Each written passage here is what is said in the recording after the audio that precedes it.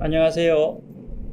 월드클래스 기업협회와 한국산업기술대학교가 공동으로 진행하는 기술 세미나 2일차 이제 바로 진행하도록 하겠습니다.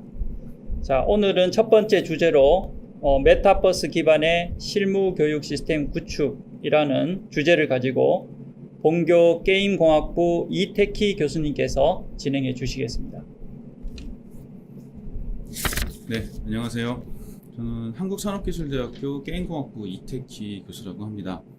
제가 오늘 다룰 내용이 메타버스 기반의 실무교육 시스템 구축이라고 이제 되어 있긴 한데 아마 나중에 영상 같은 거를 좀 주로 보여드릴 거고요. 그 내용 자체가 그렇게 어려운 내용은 일단 다 제외를 했고 좀 약간 좀 흥미로울 수 있는 분야만 골라가지고 제가 좀 준비를 해봤습니다.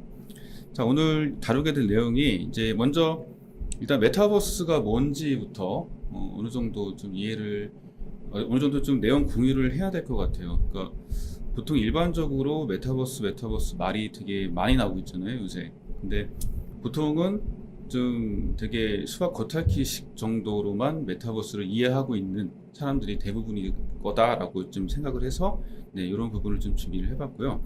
그리고 실제로 두 번째로 메타버스 기반 실무 교육 시스템에 관련돼서 뭐 어떻게 개발했고 이런 자세한 내용보다는 실제적으로 개발된 결과물을 좀 영상을 통해서 네, 여러분들과 좀 공유를 해보는 시간을 가져보도록 할 거고요. 그리고 실제로 이제 메타버스 시스템이라는 것 자체가 생각보다 좀 많은 어떤 하드웨어들이 필요해요. 그냥 뭐 VR만 쓰면 딸랑하고 써버리면 끝나는 게 아니라 실제적으로 뭐 많은 장비들도 필요하고 장소도 필요하고 뭐 여러 가지 필요한 조건들이 있습니다. 네, 그거에 관련된 사례를 하나 이제 간단하게 소개시켜 드릴 거고요. 그리고 뭐 적용 가능한 분야, 그리고 메타버스 기반 뭐 실무 교육의 미래 이런 것들을 다루게 될 텐데, 또 맨 뒤에 있는 부분들은 이제 여기 지금 참여하신 분들의 다양한 질문이라든가 아니면 의견을 통해서 저도 좀 도움을 받을 수가 있을 것 같고, 제가 아는 거를 네, 여러분들과 공유를 할 수 있는 그런 시간을 가졌으면 좋겠습니다. 자, 그럼 먼저 메타버스라는 게 이제 요새 굉장히 많이 나오고 있는데요. 이게 과연 무엇일까? 어떻게 사실 아직까지 메타버스를 정확하게 정의할 수 있느냐의 그런 어떤 개념조차도 저는 약간 좀 의문이 있거든요. 근데 이제 요새 이제 많은 유명하신 분들이 메타버스란 이런 것이다라는 식으로 해서 이제 TV에서도 많이 좀 괜찮은 그 내용들을 좀 설명을 해주시고 계시기 때문에 일단 제가 여기서 이제 이야기하는 거는 제가 생각하는 메타버스라는 겁니다. 아직까지 정확한 정의는 없기 때문에 저는 저만의 메타버스는 이런 것이다라고 정의를 하고 그런 내용을 여러분들과 좀 공유를 해보고 싶어요. 자, 메타버스를 이해하기 위해서는 일단 게임으로부터 시작을 해야만 합니다. 자, 이거는 어느 누구나 마찬가지예요. 그러니까 메타버스가 최초로 태동이 되기 시작한 거는 바로 게임으로부터다. 자, 이런 식으로 모두들 얘기를 하고 있습니다. 그래서 1985년에 이제 그 저는 이제 나이대가 40살 한 중반 정도 되거든요. 그런데 제가 이제 초등학교 때죠. 초등학교 때 울티마라는 게임이 있었습니다. 혹시 여기 울티마라는 게임을 그러니까 즐기신 나이대가 있는지 모르겠어요. 요새 애들한테 물어보면은 굉장히 난감해하면서 그게 뭐냐 막 이런 식으로 물어보거든요. 자, 어쨌거나 현재 아바타라는 용어가 바로 그 게임으로부터 시작을 했던 겁니다. 그리고 그 게임 자체가 이제 어떤 컨셉을 가지고 있었냐면요. 자기가 플레이하고 있는 게 어떤 뭐 특별한 영웅 뭐 이런 것도 당연히 있겠지만 내 자신이 플레이어 자신이 그 사람이 해당되는 플레이어의 그 이입을 해가지고 하나의 화신처럼 이제 뭔가 그 플레이한다라는 컨셉을 가지고 있었어요. 그리고 그 화신을 바로 아바타라는 용어로 지칭하기 시작했었습니다. 그래서 실제로 요 말이 굉장히 중요한데 자신이 어떻게 플레이하느냐에 따라서 네, 그 캐릭터의 어떤 성격이 결정이 되고 그 캐릭터의 주변 뭐 여러 가지 상인들이라든가 몬스터들이 있겠죠. 그런 몬스터들이 플레이어를 어떻게 대하느냐, 자, 이런 것들이 실제로 사람이 어떻게 플레이를 하느냐에 따라서 달라지는 그러한 컨셉의 게임이었습니다. 왜 이게 중요하냐면요. 바로 이제 메타버스에서 일단 뭐 메타버스라는 공간으로 넘어갈 때 많이들 하는 얘기가 바로 이거예요. 그러니까 내가 그냥 단순하게 캐릭터를 메타버스 안에 하나 만드는 게 아니라 그 캐릭터는 곧 나의 화신이다 라는 컨셉을 가지고 있잖아요. 그래서 바로 이러한 게임이 그 과거에 있었기 때문에 그런 컨셉이 만들어질 수 있었다라는 겁니다. 자, 그래서 이제 이런저런 그 게임들이 많이 나왔어요. 이 게임 이후로. 특히 화신이라는 개념을 가진 게임들이 이제 많이 나오기 시작했고, 그리고 1992년 정도에 이제 닐 스티븐슨이라는 사람이 스노우 크래시라는 소설을 썼습니다. 네, 물론 이게 저는 이제 책을 읽는 걸 별로 좋아하지 않기 때문에 좀 솔직히 말씀드리면 읽어보지는 않았어요. 하지만 이제 많은 분들이 이 책에서 발췌를 해가지고 다양하게 설명을 하고 있기 때문에 마치 읽은 것과 같은 기분이 좀 드는 게 있습니다. 그 설명도 할 수 있어요. 이게 이제 현실 세계와 유사한 사회적 경제적인 법칙이 가상 공간 안에서 똑같이 일어나고 있는 겁니다. 서로 범죄도 저지르고 서로 막 살인이라든가 폭력도 일어나고, 그리고 그런 것들이 그냥 일어나고 끝나는 게 아니라 결과론적으로 어떤 법칙이 존재해서 살인을 하면은 벌을 받는다든가 하는 식으로 가상 세계이지만 실제 세계와 동일한 어떤 법칙이 존재한다. 자, 이런 컨셉을 가진 소설이었고, 이 소설에서 바로 메타버스라는 용어를 사용하기 시작한 거였습니다. 꽤 오래됐죠. 1992년이니까는 벌써 30년 전에 이제 컨셉이 나오기 시작했어요. 자, 근데 30년 전에 메타버스라는 용어가 나왔는데 이게 왜 요새 들어서 갑자기 뜨게 됐을까? 자, 요거를 좀 더 설명해 보도록 하겠습니다. 자, 2000년대 이후 이제 네트워크망이 구축이 되기 시작했죠. 전국에 광랜이 깔리기 시작했어요. 그리고 그러니까 광랜이 깔렸다라는 거는 기존의 구리선과 다르게 대량의 정보가 굉장히 빠르게 이제 왔다 갔다 할 수 있다라는 겁니다. 자, 그리고 아바타와 이게 접목되면서 가상의 세계가 만들어지기 시작한 거예요. 이 가상의 세계라는 건 어떤 거냐면은 네트워크 상에서 자신을 대변할 수 있는 화신이 하나 만들어지는 거고, 그런 화신들을 이용해서 게임을 플레이한다던가 아니면은 가상의 세계에서 그냥 실제와 똑같이 집을 짓고 산다던가 친구들과 얘기를 한다던가 이런 류의 게임이 네트워크를 통해서 서비스가 되기 시작했었습니다. 자, 그래서 아마도 30대 지금 현재 강의 듣고 있으신 분들 중에 30대까지만 하더라도 게임을 하는데 이게 온라인이 아니다, 이런 게임을 혹시 들어본 적이 있을까요? 아마 제가 생각하기에는 없을 겁니다. 아무리 단순한 게임이다 하더라도 그러니까 내 어떤 업적이라든가 점수 같은 것들이 어딘가에는 다 기록이 되어 있어요. 한마디로 요새는 온라인이 아닌 게임이 거의 전무하다. 자, 이렇게까지 얘기를 할 수가 있겠습니다. 자, 그래서 이렇게 네트워크망이 구축이 되기 시작했고, 그 다음에는 하드웨어가 발전을 하기 시작했습니다. 자, 여기서 말하는 하드웨어라는 거는 컴퓨터를 얘기를 해요. 우리가 컴퓨터 안에 CPU도 있고 GPU도 있고 그런 것들을 얘기를 하는 겁니다. 아직까지 HMD는 등장하지 않았어요. 이때까지는. 그래서 2012년도 이후에 그래픽 카드가 엄청나게 발전을 시작했습니다. 자, 그래픽 카드 하면 요새는 어떤 생각이 드시나요? 아마 그런 생각 많이들 하실 거예요. 그 코인 채굴하는 거 아니냐?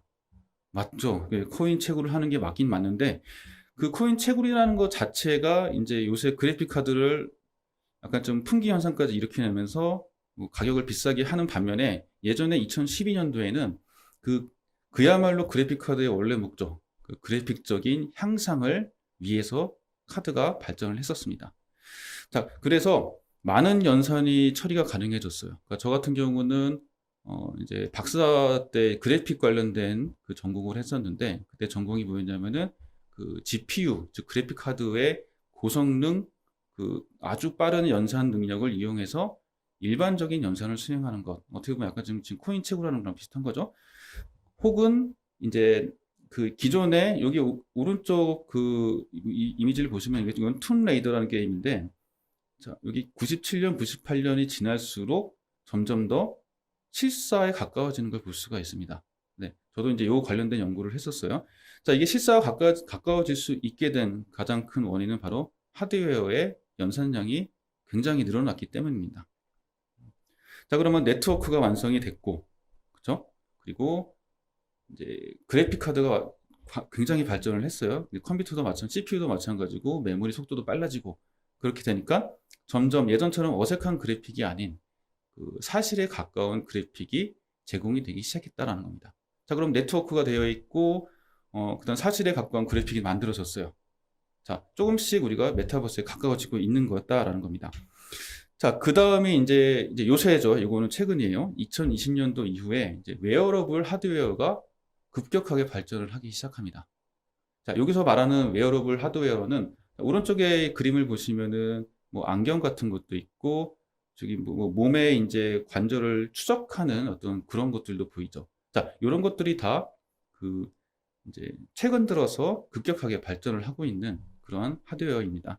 자, 그러면 다시 정리를 해보면 네트워크가 발전을 했고 그리고 그래픽적으로 굉장히 향상이 일어났고 그렇죠? 다 연결된 상태에다가 이제 그래픽까지 화려해졌어요. 거의 현실과 가까워지기 시작했죠.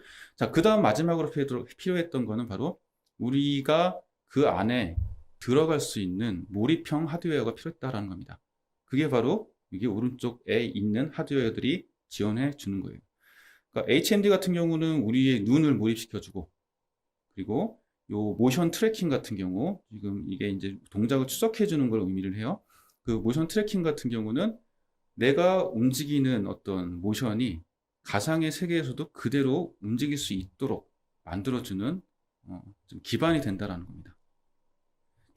자, 그래서 고해상도 디스플레이까지 발전을 하고 위치 추적, 동작 추적 기술 같은 것들이 발전을 했기 때문에 최근 들어서 메타버스의 기본적인 틀이 완성이 되었고 그렇기 때문에 최근 들어서 갑자기는 아니지만 갑자기 메타버스 이런 식으로 이제 굉장히 활성화가 된 거예요.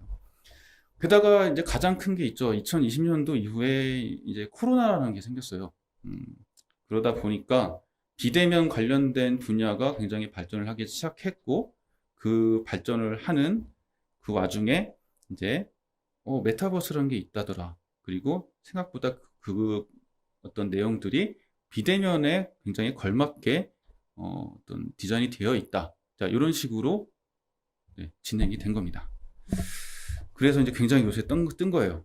그리고 메타버스 관련 연구가 아주 활발하게 일어나고 있어요. 자, 이게 뭐 이제 다들 산업체 쪽이라든가 이런 쪽에 계시니까 아시겠지만 사회적으로 관심이 많아지면 돈이 들어오기 시작하죠.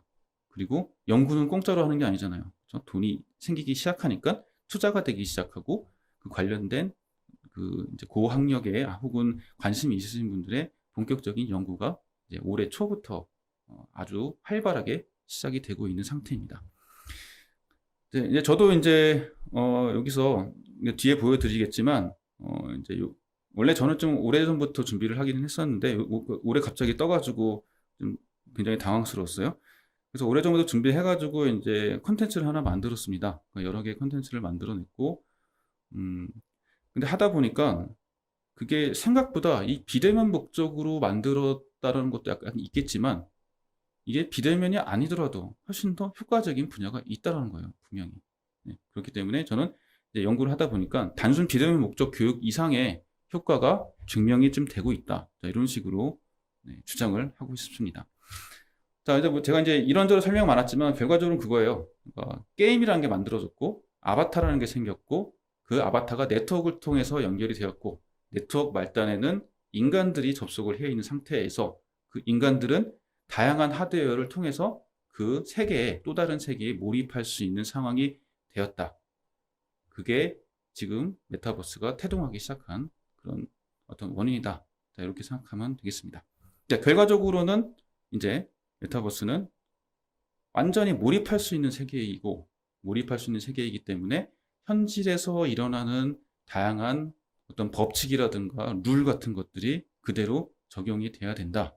자, 이런 것까지도 좀 설명을 드리도록 할게요.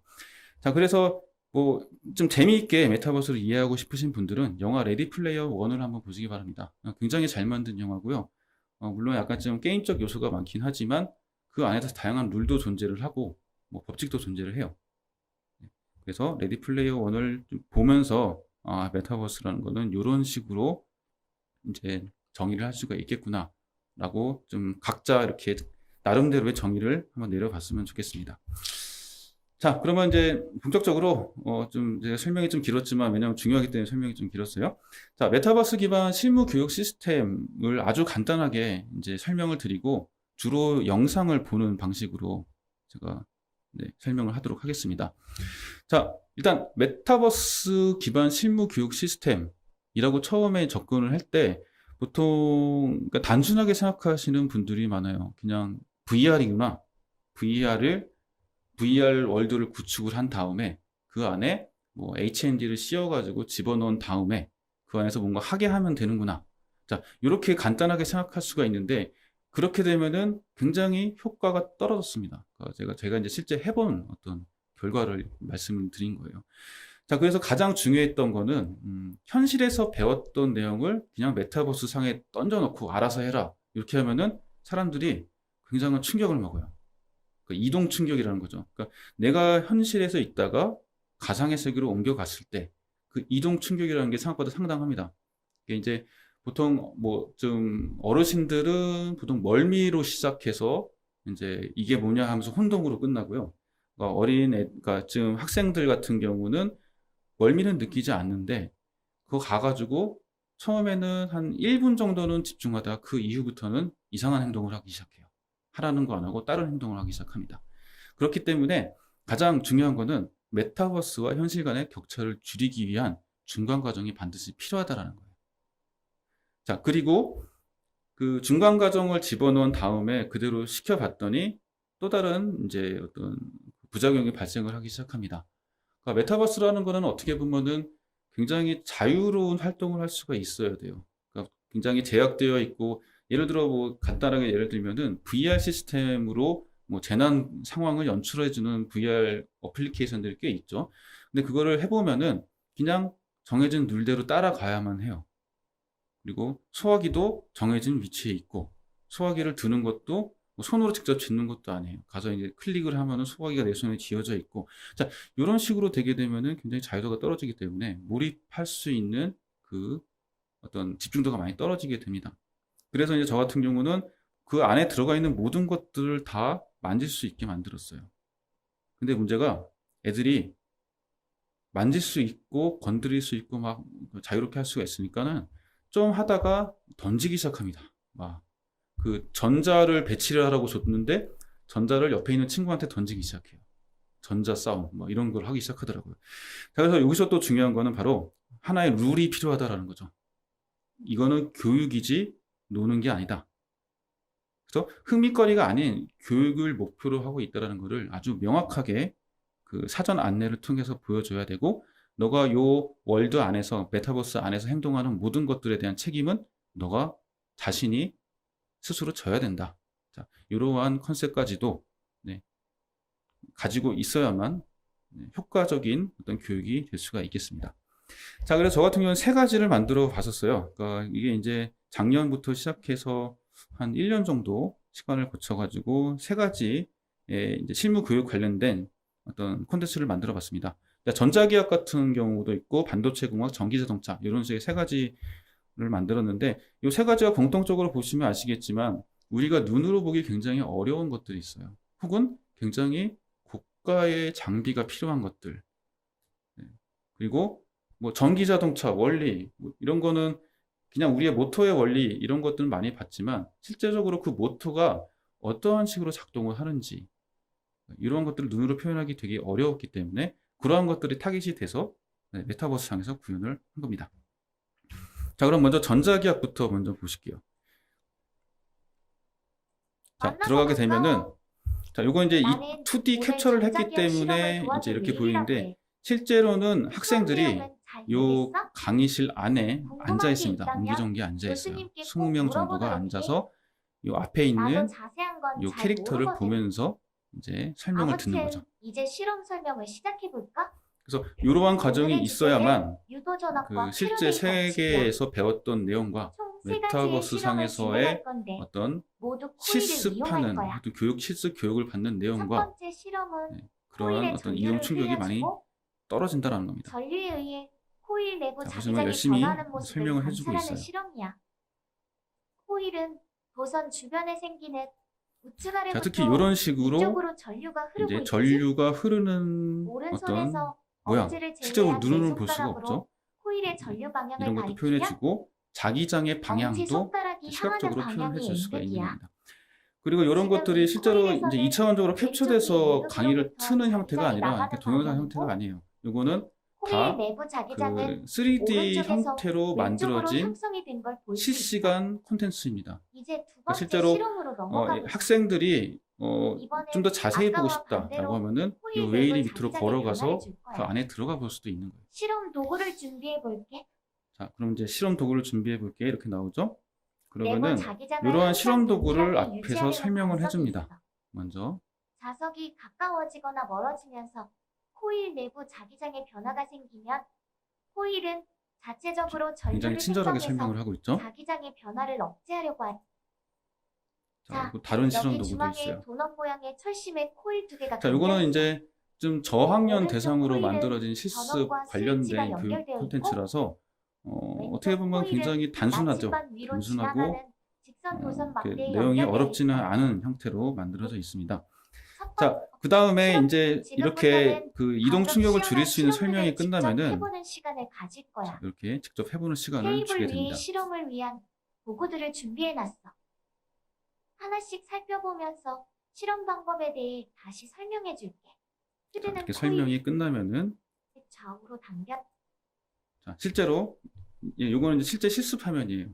학생들이 VR을 끼고 레버를 당기거나 켜서 이제 그 원리를 실제로 알아보는 수업입니다. 자, 이런 식으로 자기장이 표현된 결과로 자석을 넣었다 뺐다 하면서 알아볼 수도 있고요. 자, 그리고 수업이 다 끝나면은 학생들한테 자유 시간을 줘요. 네. 그래서 아까 제가 얘기했던 게 이 자유 시간을 줬더니 자석을 옆 사람 친구랑 뭐 던지고 놀고 뭐 그러기 시작하더라고요. 심지어 전구 빼서 던지는 애들도 있고. 자, 근데 그 정도는 어느 정도 이제 풀어줘야 될 것 같고요. 그 이전에 이제 이건 교육 목적이다. 그리고 이 결과는 너가 오롯이 져야 된다라는 기준으로 해서 실제로 여기에는 안 들어있지만 이제 중간에 퀴즈 같은 걸 냅니다. 그래서 그 퀴즈를 틀리게 되면은 약간의 이제 좀 불이익이 있도록 이런 식으로 진행을 하고 있어요. 자, 전자기학에서의 가장 큰 주되는 어떤 내용은 이게 왜 메타버스에 효과적이었냐라는 거는 일단 전류의 흐름과 자기장의 흐름을 눈으로 시각화해서 보여줬고 그런 것들이 학생들한테 그냥 이론적으로 숫자로 배웠던 것들이 눈에 보이니까 굉장히 좀 이해가 잘 됐다라는 평가가 있었습니다. 실제로 이제 조사를 해봤거든요. 근데 실제로 굉장히 도움이 됐다. 이런 평가를 받았습니다. 자, 그 다음은 이제 반도체 공학이에요. 여기서부터는 약간 좀 내용이 어려워집니다. 자, 이거는 실제로 실무자들 대상으로 만들어진 내용이기도 해요. 자, 마찬가지로 이제 이론으로 배웠던 것들을 이렇게 친절하게 캐릭터가 나와서 설명을 해주기 시작합니다. 자, 이건 아시는 분이 있을 수도 있겠지만 보통은 잘 모르시더라고요. 이게 뭔지. 이거는 이제 산화 피막 같은 걸 해서 그 반도체를 만들어내는 공정입니다. 그러니까 저도 솔직히 잘 몰라요. 네, 저는 이제 교수님의 다양한 그 피드백을 받아가지고 아주 정확하게 콘텐츠를 만들었지만 이게 워낙 내용이 어렵다 보니까 잘 모르겠더라고요. 자, 얘도 마찬가지인데 자, 이런 식으로 설명이 끝난 다음에 자, 이렇게 제너레이트 버튼을 눌러봐. 실습실로 이동을 해서 실제로 본인이 실습을 할 수 있도록 해줍니다. 자, 이거 같은 경우는 그 반도체 검증 장비라고 하더라고요. 그러니까 이게 실제로 잘 만들어졌는지, 이게 이제 제대로 동작을 하는지를 검증하는 단계에 굉장히 비싼 도구가 있어요. 그러니까 실무에 실제로 사용되는 굉장히 비싼 도구가 있습니다. 그 도구를 그대로 구현을 했어요. 메타버스 상에 그대로 구현을 했고, 여기 보이시는지 모르겠는데, 프로브 스테이션을 보시면은 각각 레버랑 이런 것들을 다 조작 가능하도록 만들었습니다. 파란색 스틱이 있고 이 스틱을 돌리면 프로브를 조작할 수 있어. 그리고 정면에 있는 화면을 봐봐. 저기 보이는 날카로운 것들이 프로브의 바늘이야. 초록색 자, 이런 식으로 다 만들어서 실제로 다 돌릴 수 있도록 이렇게 만들었어요. 스레숄더 볼티지 그래프 그리고 최종적으로 결과물을 놓게 되면은 이런 식으로 평가 결과가 화면에 출력이 됩니다. 안녕? 자, 요거는 비교적 쉬운 내용인데 나침반이 돌아가는 것 확인했어? 자, 이렇게 나침반이 전류가 돌아가는 흐르게 원리, 되니까 이게 왜 돌아가는지 나침반이 이런 것들을 설명을 해주고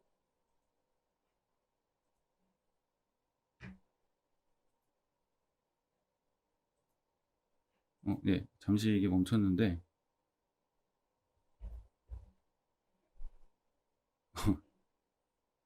다시 시작해 주시겠어요?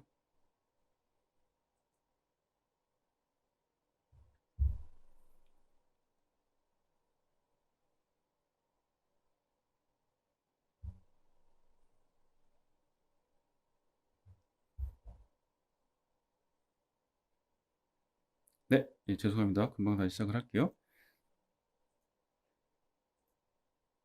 자, 전기자동차. 안녕? 자석이 더 빠르게 움직일수록 유도 전류가 자, 여기서 보시면은 전선을 이런 따라 식으로 이런 이제 소용돌이가 이론적인 배경을 만들어진다고 설명을 하고 했는데 그리고 요즘에는 여기서는 이제 오른손 그 법칙이라는 이름으로 불리고 있어. 전류라든가 자기장이 보이지 않는데 실제로 이제 이런 툴은 없지만 저 이게 실세계에서는 굉장히 만들기 힘들죠. 이런 가상의 툴을 만들어서 자기장과 전류를 확인할 수 있는 툴까지도 제공을 하고 있습니다. 어때? 신기하지? 안녕? 자, 그러면 이런 시스템이 콘텐츠와 시스템이 만들어져 있는데 이제 어떻게 적용을 했는지 이제 좀 설명을 드려보도록 할게요. 자, 이건 실제로 이제 상기대의 미래대학이라는 부서에서 이제 큰 강의실 하나를 실제로 구축을 한 사례입니다. 일단 되게 좋은 그래픽 카드가 반드시 필요하고요. 지금 RTX 3070이라고 되어 있는데 요새는 이제 3080 정도로 설치를 해야 될 거예요. 그래서 굉장히 좋은 그래픽 카드를 설치를 했고, 그리고 HMD도 마찬가지예요. HMD도 이제 그 시야각이 굉장히 넓고 그 어떤 좀 멀미가 굉장히 그러니까 멀미를 되게 줄일 수 있는 그 주사율 같은 경우도 굉장히 높은 하드웨어를 선택을 해서 설치를 했습니다. 그리고 가장 중요했던 게 이거였어요. 손이 자유로운 컨트롤러. 그러니까 VR 하드웨어의 특성을 보면은 이제 이게 아래처럼 보통 손에 쥐고 뭔가를 하게 되는데 이게 문제가 손에 쥐고 뭔가 하기 시작하면은 몰입도가 굉장히 떨어지는 거가 굉장히 큰 문제입니다. 그러니까 나는 가상의 세계에 접속을 했고 그 가상의 세계에 완전히 몰입을 해야 되는데 그 몰입할 수 있는 게 내가 손에 뭔가 쥐고 있다라는 것 때문에 나는 이 가상의 세계에 몰입을 할 수 없구나. 이런 것들이 굉장히 크거든요. 자, 그래서 저 같은 경우는 이렇게 왼쪽 위에 보시면은 이걸 너클 컨트롤러라고 하는데, 그러니까 손 등에다가 이렇게 고정을 하는 형태예요. 이렇게. 그래서 고정을 하고 나면은 손을 이렇게 털거나 휘둘러도 빠지지가 않고요. 그리고 그 안에 이제 센서들이 있어서 각각의 손가락의 움직임까지도 트래킹이 됩니다. 그래서 실제로 HMD 이렇게 쓰고 손을 이렇게 하면은 자기가 움직이는 손의 모양을 그대로 내부에서 따라 움직여요. 그래서 이런 것들이 굉장히 좀 몰입도를 높여주는데 큰 도움이 되는 것 같습니다. 그래서 이거를 선택을 했고, 그리고 이제 다들 만약에 실제로 메타버스를 실무 교육에 적용해 보고 싶으신 분들은 가장 문제가 되는 게 콘텐츠라고 생각하실 수도 있는데 제가 실제로 해보니까 가장 문제가 되는 거는 바로 공간이었어요. 공간. 실제로 그 교육을 받으시는 분들이 어디에 앉아서 어떻게 움직일 것이며, 그리고 어떤 식으로 이제 상호작용을 할 것이냐, 이런 것들을 다 굉장히 면밀하게 고려를 해가지고 이제 설계를 해야만 했습니다. 그리고 여태까지 제가 이제 이전에 설명드린 거를 보시면요. 솔직히 이러한 하드웨어가 각각 개인의 집에 설치가 될 수 있을까? 이런 것도 약간 좀 의문이거든요. 왜냐면 이것만 합치더라도 한 500만 원 이상의 장비가 필요해요. 이 한 부스당, 그러니까 1인당 500만 원 정도의 어떤 그 하드웨어 구입 비용이 필요한데, 그런 것들을 개인이 구입하기 좀 어려울 거다라고 생각을 하고 있습니다. 그렇기 때문에 마찬가지로 그 회사 차원에서 뭔가를 하려면은 그 받는 직원들이 실제로 교육을 받을 수 있는 공간 자체를 회사에서 제공해 주는 게 훨씬 더 좋을 것이다 라고 얘기를 하고 싶어요. 자, 그래서 이제 저는 그 개인별 부스를 아예 따로 만들었어요. 그러니까 이게 2m 바이 2m 정도로 해서 팔을 벌리고 이렇게 회전을 하더라도 괜찮은 수준으로 1인 부스를 만들고 총 20개의 부스를 만들어서 설치를 했습니다. 그리고 가장 중요한 게 있죠. 메타버스라고 해서 접속해가지고 뭐 이렇게 옆 사람들이랑 놀고 이런 거를 어느 정도 제어를 해야 되는데 그 제어를 하기 위해서는 바로 오른쪽 아래에 있는 것처럼 강사용 모니터링 시스템이 필요합니다. 그러니까 이거는 교육을 진행하시는 분이 실제로 모니터링을 하면서 지금 교육을 진행하고 있는 어떤 대상이 되는 직원들이 잘 하고 있는지 못하고 있는지 이거를 관찰할 수 있는 시스템도 마찬가지로 필요해요. 자, 그러면 이제 이런 식으로 만들어진 결과물이 아까 제가 그 영상으로 보여드렸던 그 결과물이고 실제로 이제 학생들이 수업을 통해서 그리고 실무자들이 수업을 통해서 진행을 했습니다. 자, 이거는 그냥 넘어가도록 할게요.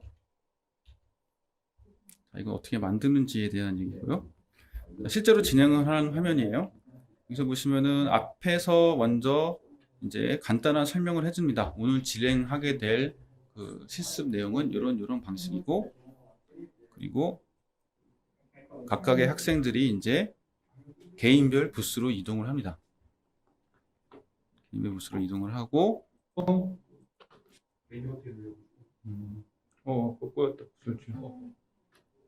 이렇게 착용을 하고요. 자, 이거는 이제 처음 실습 시간이었기 때문에 학생들이 이제 착용할 때 다소 어려움이 있었는데 두 번째부터는 굉장히 잘 적응을 해서 잘 하더라고요. 자, 그럼 수업이 시작되면은 이런 화면이 나옵니다. 이건 아까 말씀드렸던 모니터링 시스템에서 나오는 거예요. 자, 여기 보면은 각각 학생들이 접속을 해서 이제 어디를 바라보고 있는지까지도 다 이렇게 트래킹이 가능해요. 앞에서 이제 강의가 일어나고 있고 여기서는 학생들이 이제 앞을 열심히 보고 있습니다. 자, 이렇게 왔다리 갔다리 하면서 여기 요 두 학생은 빈자리고요. 요 빈자리고 나머지 학생들은 아주 얌전하게 보고 있죠. 손을 모으고 굉장히 귀여워요. 이렇게 보고 있으면. 자, 그래서 설명이 끝나게 되면은 이제 학생들이 각각 실습실로 이동을 하게 됩니다. 자, 그러니까 요 실험 같은 경우는 1인당 하나의 어떤 그 하드웨어가 필요했기 때문에 각각 실습실로 이동을 하게 되는데, 이제 서로 협업이 필요하다던가 뭐 서로 같이 할 수 있는 실험 같은 경우는 이동을 하지 않고 그 자리에서 이제 책상 위에서 같이 진행을 할 수 있는 방식으로도 진행이 가능해요. 그래서 각각 이제 실습실로 이동을 해서 이제 열심히 실습을 수행하고 있는 모습입니다. 이제 손가락이 자유롭기 때문에 생각보다 학생들이 그 위화감 없이 진행을 잘 하더라고요. 그러니까 동일한 기능을 가진 HMD인데 손에 쥐는 하드웨어를 기준으로 해봤더니 학생들이 굉장히 어색하게 동작을 하지만 근데 이 하드웨어 같은 경우는 아주 편하게 진행을 하는 것을 확인을 했습니다.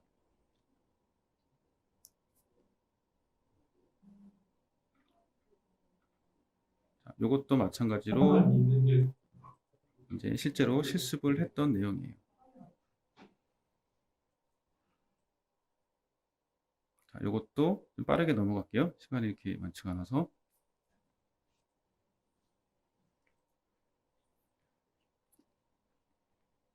자, 보시면은 손을 굉장히 자유롭게 잘 쓰고 있는 걸 볼 수가 있습니다. 어색하지 않게 손을 굉장히 잘 쓰고 있어요.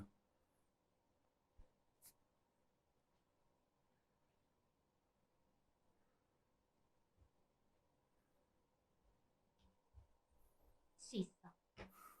이 전화를 내부로 이동시켜 조작해서 자, 그래서 관찰해봐. 실제로는 이제 이렇게 학생들이 서로를 바라볼 수도 있고요. 그리고 서로 어떤 수신호를 통해서 얘기를 할 수도 있고, 이제 음성을 통해서도 서로 양전화로 상호작용을 할 수가 있습니다. 전기장이 방사되는 자, 그러다 거라는 보니까 가장 컸던 의견이 나 혼자 하고 있으면은 나 혼자 게임하고 있으면 이상한 행동을 하기 시작하잖아요. 근데 옆에 친구들이 있으니까 이 친구들도 나랑 같이 공부를 하고 있구나. 혹은 옆에 있는 직원들도 나랑 같이 뭔가 교육을 받고 있구나.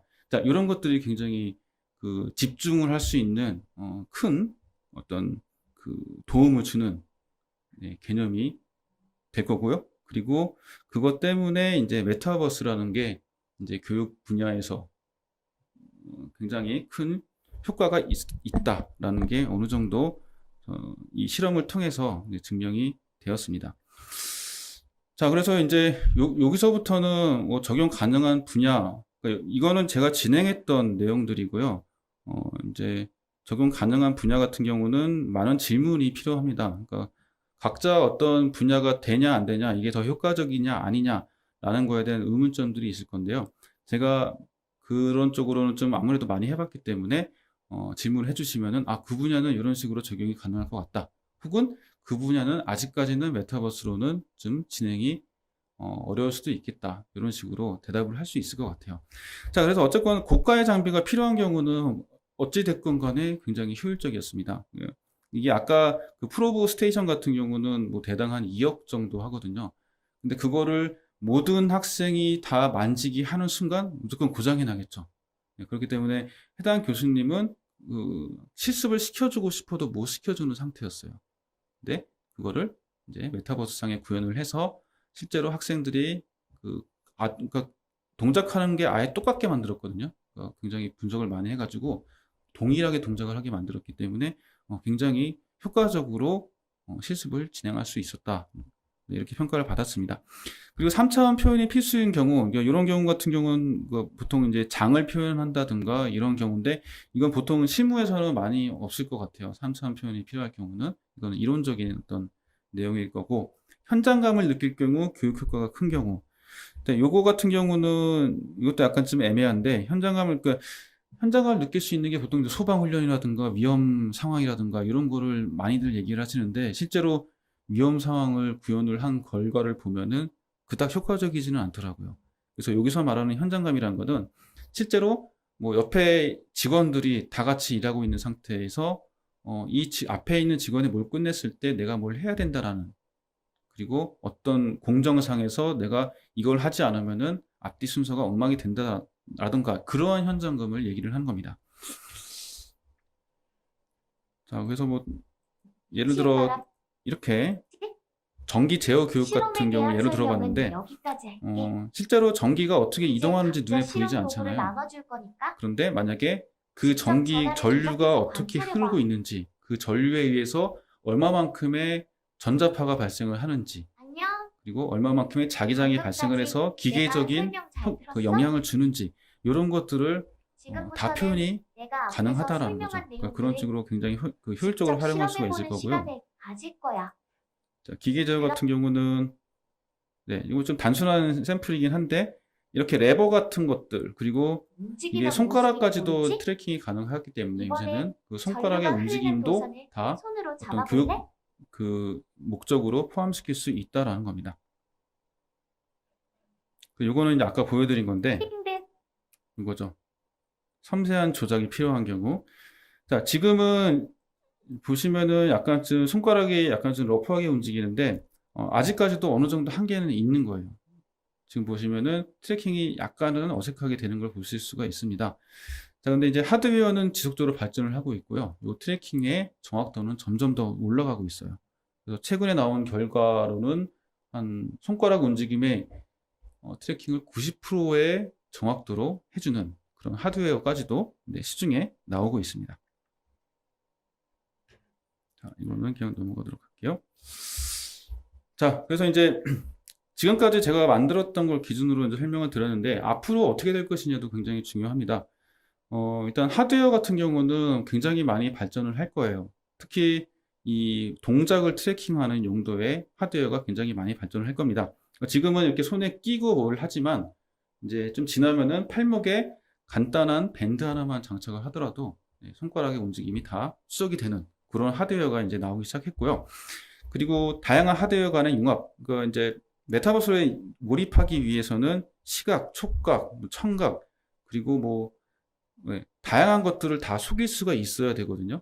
그렇기 때문에 많은 하드웨어들이 서로 융합을 해서 결과적으로는 그 융합된 그 내용이 이제 점차적으로 그 메타버스의 미래를 결정할 것이다. 이렇게 생각을 하고 있습니다.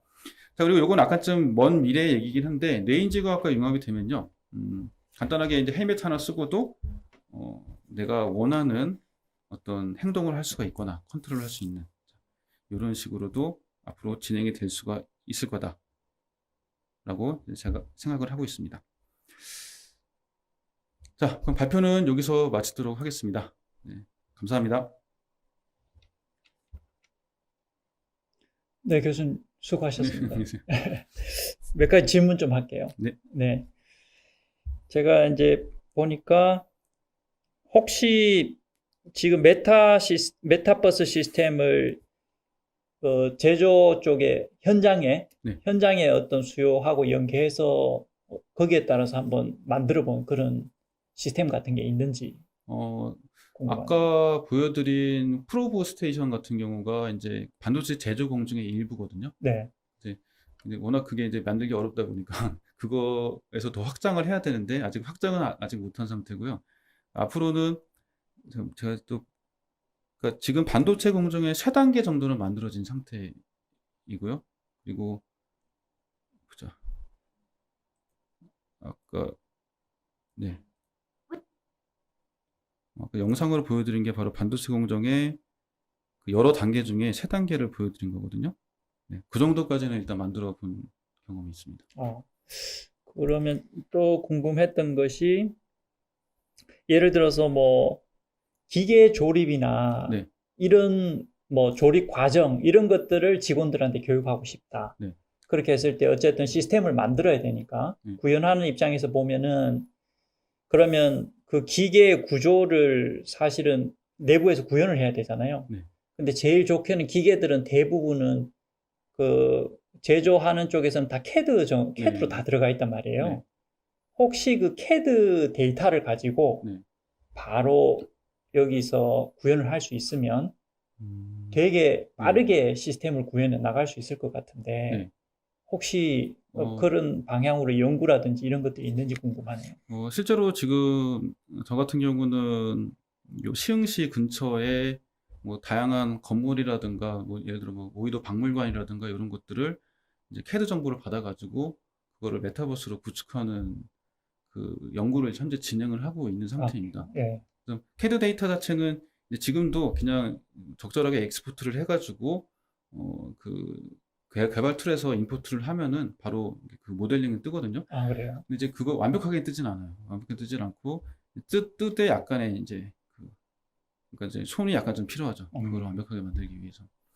그리고 CAD 데이터 자체가 그래픽적인 표현이 거의 없는 상태이기 때문에 뭐 재질이라든가 얼마만큼 반사를 한다든가 이런 것들도 다 이제 오롯이 손으로 직접 개발자들이 만들어줘야 하는 그런 어떤 제약점이 있다라고 생각하시면 될 것 같습니다. 약간 후작업이 네, 필요하겠네요. 후작업이 없으면은 렌더링 예쁘게 나오지 않아요. 네. 렌더링 때문에.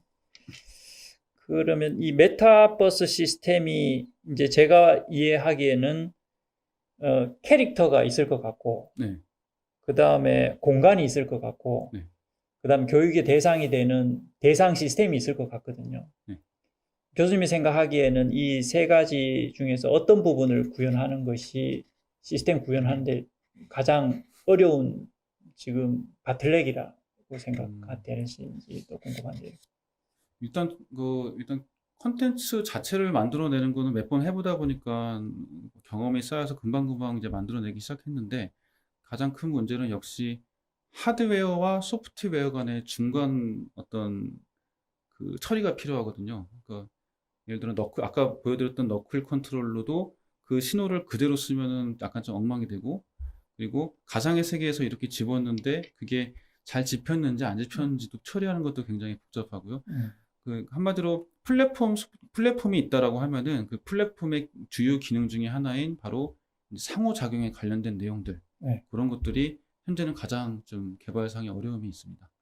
그럼 현재 장비 자체가 조금 부족한 측면이 있다 그렇게 볼 수도. 아직까지는 저는 이제 소프트웨어 개발자이기 때문에 소프트웨어 개발자로서 원하는 이상적인 장비는 아직까지는 아니다라고 이제 이해하고 계시면 될 것 같아요. 네네, 알겠습니다.